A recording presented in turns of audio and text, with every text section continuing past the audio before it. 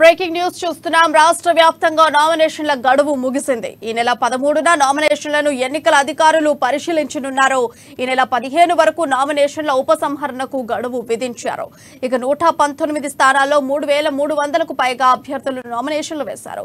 ప్రధాన పార్టీలతో పాటు స్వతంత్ర అభ్యర్థులు కూడా పెద్ద సంఖ్యలో నామినేషన్లు వేశారు. అత్యధికంగా గజ్వేల్లో 96కి పైగా, కొడంగల్లో అత్యల్పంగా 12 మంది అభ్యర్థులు నామినేషన్లు వేశారు. సీఎం కేసీఆర్ పై పోటీ చేసేందుకు 96 మందికి పైగా అభ్యర్థులు నామినేషన్లు వేశారు. ఇవాళ నామినేషన్ చివరి రోజు అవడంతో అభ్యర్థుల మార్పులు, ఆశించిన వారికి టికెట్ రాకపోవడంతో అలకలు, కన్నీటి పర్యంతమైన దృశ్యాలు చేసుకున్నారు.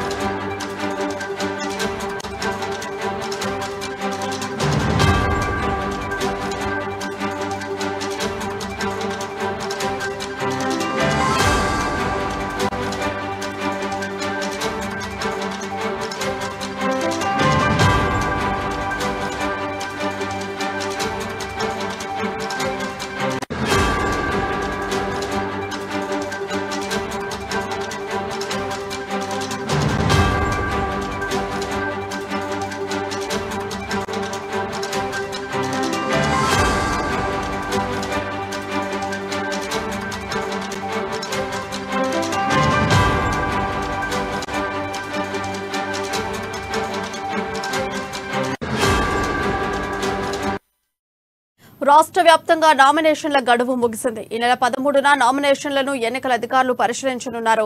ఇక ఈ నెల 15 వరకు నామినేషన్ల ఉపసంహరణకు గడువు విధించారు. ఇక ఇదే అంశంపై మరింత సమాచారం మా ఇన్పుట్ ఎడిటర్ శ్రీనివాస్ లైవ్ ద్వారా అందిస్తారు. శ్రీనివాస్, చెప్పండి, అప్డేట్స్ ఏంటి?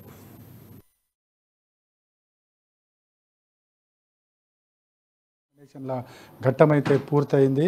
ఇక ఎలక్షన్, ఆ తర్వాత సెలక్షన్ మాత్రమే మిగిలి ఉంది. మొత్తానికి చూసుకుంటే కనుక ఈ నామినేషన్ల ప్రక్రియలో ఒకవైపు అలకలు ఉన్నాయి, ఆగ్రహాలు ఉన్నాయి, అదేవిధంగా కన్నీటి పర్యంతమైన ఘటనలు కూడా అనేకం చోటు చేసుకున్నాయి.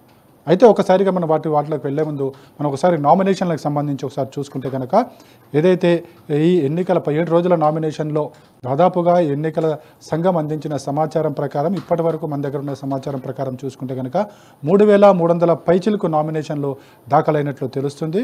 ఇవి గత ఎన్నికల్లో అంటే 2018 ఎన్నికల్లో పోల్చుకుంటే కనుక దాదాపుగా 800 పైచిలకు నామినేషన్లు అధికంగా నామినేట్ అయ్యే అభ్యర్థులు పోటీ రంగంలో ఉన్నారని చెప్పేసి కూడా మనం అనుకోవచ్చు.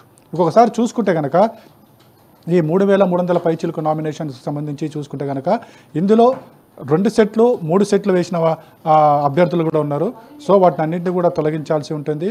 అదేవిధంగా ఏదైతే ఈ నెల 13న మనకి స్క్రూటినీ ఉండబోతుంది, స్క్రూటినీలో కూడా మరికొన్ని తొలగించే అవకాశాలు ఉన్నాయి. ఆ తర్వాత అంటే మనకి 15వ తారీఖు తర్వాత నామినేషన్ల ఉపసంహరణ తర్వాత వాస్తవంగా ఎంతమంది అభ్యర్థులు బరిలో ఉంటారనేది కూడా స్పష్టమవుతుంది. అంటే ఏదైతే ఇప్పుడున్న దాని ప్రకారం చూసుకుంటే కనుక ఏదైతే 2 సెట్లు 3 సెట్లు వేసిన నామినేషన్లు కావచ్చు, లేకపోతే స్క్రూటినీలో కొన్ని తగ్గిన తర్వాత కూడా దాదాపుగా 2,900 నుంచి 3,000 వరకు ఈ అభ్యర్థులు పోటీలో ఉండబోతున్నారనేది మాత్రం ఇక్కడ తెలుస్తుంది. అయితే అది ఎంత అనేది ఈరోజు సాయంత్రానికి కానీ రేపు ఉదయానికి కానీ స్పష్టమైన క్లారిటీ వచ్చే అవకాశం కనిపిస్తుంది. అదేవిధంగా చూసుకుంటే కనుక గతంలో కంటే కూడా ఇవి 800 నామినేషన్ అధికంగా వచ్చాయి. అంటే ఈసారి పోటీ ఎక్కువగా ఉందని అనుకోవచ్చు. ఎందుకంటే మనకి ఇప్పుడు టీఆర్ఎస్ ప్రభుత్వం ఏర్పడి కూడా దాదాపు 2 దఫాలు అయిపోయింది. కాబట్టి సహజంగానే ప్రభుత్వం మీద వ్యతిరేకత ఉంటుంది కాబట్టి నామినేషన్లు కూడా ఎక్కువగా పడ్డాయని చెప్పేసి కూడా ఎన్నికల పరిశీలకులు భావిస్తున్నారు. ఇక మరోవైపు చూసుకుంటే కనుక ఈ నామినేషన్లకు సంబంధించి ఏదైతే గజ్వేల్ కేసీఆర్ పోటీ చేస్తున్న గజ్వేల్ నియోజకవర్గం నుంచి కూడా అత్యధిక నామినేషన్లు అక్కడ దాఖలయ్యాయి. 96 పైచిలకు నామినేషన్లు అక్కడ దాఖలైనట్టు ఇప్పటివరకు తెలుస్తుంది. ఇంకా పూర్తి సమాచారం రావాల్సి ఉంది. ఇక అదేవిధంగా అత్యల్పంగా రేవంత్ రెడ్డి పోటీ చేస్తున్న కొడంగల్ నియోజకవర్గంలో 12 నామినేషన్లు దాఖలైనట్లు ఇప్పటివరకు ఉన్న సమాచారం. మొత్తానికి చూసుకుంటే కనుక ఓవరాల్గా మనకి నామినేషన్ల ప్రక్రియకి సంబంధించి ఇప్పుడైతే ఘట్టం పూర్తయింది. 13న నామినేషన్ల స్క్రూటినీ ఉంటుంది, 15న నామినేషన్ల ఉపసంహరణ ఉంటుంది. ఇక మరోవైపు చూసుకుంటే కనుక రాష్ట్ర వ్యాప్తంగా ఏదైతే అభ్యర్థుల ప్రకటనలకు సంబంధించి అనేక సంఘటనలు చోటు చేసుకోవడం జరిగింది. ముఖ్యంగా ఈరోజు ఏదైతే చివరి క్షణంలో అభ్యర్థుల మార్పు తర్వాత అనేక సంఘటనలు, ఆగ్రహాలు వ్యక్తమయ్యాయి, అలకలు వ్యక్తమయ్యాయి, కన్నీరు పర్యంతమైన ఘటనలు కూడా చోటు చేసుకున్నాయి. ఎందుకంటే ముఖ్యంగా చూసుకుంటే కనుక బీజేపీ ఏదైతే ఈరోజు ప్రకటించిన 5వ లిస్టులో ముగ్గురు పేర్లు మార్చింది. అదేవిధంగా గతంలో కూడా ప్రకటించిన దాంట్లో ఒక పేరు మార్చడం జరిగింది. దీంతోనే మొత్తంగా కూడా ఆగ్రహాలు వ్యక్తమైన పరిస్థితి. ఒకసారి మనం బీజేపీకి సంబంధించి చూసుకుంటే కనుక ఏదైతే వేములవాడకు సంబంధించి అక్కడ తులా ఉమను అభ్యర్థిగా ప్రకటించారు. ఆ తర్వాత చివరి క్షణంలో ఈరోజు విద్యాసాగర్ రావు కొడుకు వికాసరాజ్ రావును ప్రకటించడం జరిగింది. దీంతో తులా ఉమ కన్నీటి పర్యంతమయ్యారు.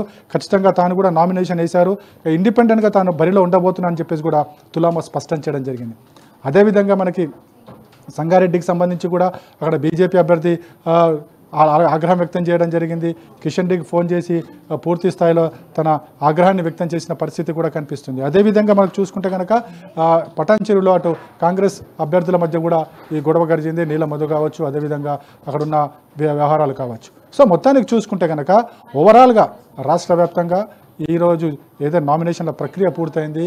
ఇక 18 రోజులే ఏదైతే ఎన్నికల ప్రచారానికి సంబంధించిన గడువు మాత్రమే ఉంది. ఇది అతి తక్కువ సమయం కావడంతో ఇక అభ్యర్థులందరూ కూడా తమ తమ ప్రచారాల్లో నిమగ్నమైపోయారు. హాట్గా తమ ప్రచారాలు చేసుకుంటున్నారు. అదేవిధంగా జాతీయ స్థాయి నేతలందరూ కూడా రాష్ట్రంలోకి పర్యటించబోతున్నారు. వాళ్ళంతా కూడా ఏదైతే బీజేపీ తరఫున కావచ్చు, కాంగ్రెస్ వారు ఏఐసీసీ నుంచి కాంగ్రెస్ నేతలు కావచ్చు, మరికొద్ది రోజుల్లో అంటే 2-3 రోజుల్లో వాళ్ళంతా కూడా రాబోతున్నారు. సో వీళ్ళన్నీ కూడా ప్రచారాలన్నీ కూడా రేపటి నుంచి మరింత ఊపందుకోబోతున్నాయి. ప్రియా, అయితే శ్రీనివాస్, ఇప్పుడు చూసుకుంటే ఇవాళకి నామినేషన్ ప్రక్రియ ముగడం జరుగుతుంది. అండ్ రేపటి నుంచి అన్ని పార్టీల యొక్క వ్యూహాలు ఎలా ఉండబోతున్నాయి ఇప్పుడు నామినేషన్స్ ముగిసిన సందర్భంగా? ఇప్పటికే పార్టీలన్నీ కూడా ప్రతి వ్యూహాల్లో అయితే నిమగ్నమై ఉన్నారు. మనం చూస్తున్నాము. ఇక ప్రతి అభ్యర్థి కూడా తన గెలుపు కోసం పూర్తి స్థాయిలో ఏ స్థాయిలో పనిచేయాలో ఆ స్థాయిలో పనిచేస్తున్నారు. కానీ ఓటరు నాడి పట్టడం అనేది ఇక్కడ ముఖ్యమైన అంశంగా మనం భావించాల్సి ఉంటుంది. ఎందుకంటే ప్రతి పార్టీ కూడా, ప్రతి అభ్యర్థి కూడా తనకు మించి అక్కడ ప్రచారం అయితే చేస్తుంటారు.